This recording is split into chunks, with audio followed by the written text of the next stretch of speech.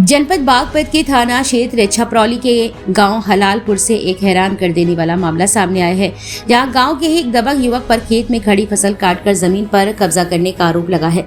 बताया जा रहा है कि आरोपी युवक पहले ही गंभीर आपराधिक मामले में उम्र कैद की सजा काट चुका है और इस समय जमानत पर गाँव में आया हुआ है। पीड़ित पक्ष का आरोप है कि जैसे ही युवक जमानत पर बाहर आया, उसने दबंगी दिखानी शुरू कर दी। आरोप है कि आरोपी अपने साथियों के साथ खेत पर पहुंचा और खड़ी फसल को कटवा दिया। जब परिवार ने इसका विरोध किया तो उन्हें धमकाया गया। पीड़ित परिवार का कहना है कि उन्होंने पूरे मामले की लिखित तहरीर पुलिस को दे दी है। तहरीर में साफ तौर पर फसल काटकर कब्जा करने और जान से मारने की धमकी देने का जिक्र किया गया है।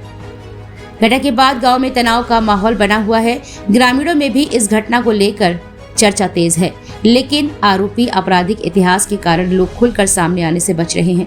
कमल कुमार है, मैं गांव हलालपुर का रहने वाला हूं। मेरा थाना छपरौली है। मेरे यहां पर हमारे परिवार के कुछ असामाजिक लोग हैं, उन्होंने कब्जा कर लिया है।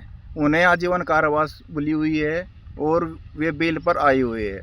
उन्होंने हमें धमकाकर रात में हमारी ज़मीन पर कब्जा कर लिया। हमारी लगभग आधा बीघा ज़मीन पर रात ही इन्होंने ट्रैक्टर चला दिया और हमने अभी सुबह गए थे, हमारे गाड़ी को लोच हमें धमकी दी है, कट्टा दिखाया है।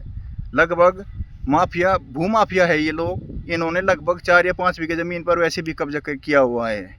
ये हमारे साथ में है, हमारे अंकल जी। 1 बीघा ज़मीन तो इनकी भी पट्टे बोल के इनके पर भी कब्जा है। अब देखो, ये कार्रवाई हमने थाने में दी है, तहरीर थाना प्रभारी जी को। अब देखते हैं कार्रवाई होती है नहीं होती है। हमारी अपील है, हमें कानूनी पूरी सहायता मिले और हमें किसी भी तरह से हमें हानि ना हो, क्योंकि वे लोग हमारे धमकी भी दे रहे हैं। हमें खतरा है, उनसे डर है हमें। हम चाहते हैं कि हमें किसी भी तरह की हानि ना हो और हमारी सुनवाई हो। सूत्रों के मुताबिक पुलिस ने तहरीर के आधार पर जांच शुरू कर दी है। हालांकि अभी तक किसी बड़ी कार्रवाई की आधिकारिक पुष्टि नहीं हो सकी है। अब सवाल ये उठता है कि क्या जमानत पर बाहर आए आरोपियों की दबंगई पर लगाम लगेगी? क्या पीड़ित परिवार को इंसाफ मिलेगा? फिलहाल सबकी नजर पुलिस कार्रवाई पर टिकी हुई है।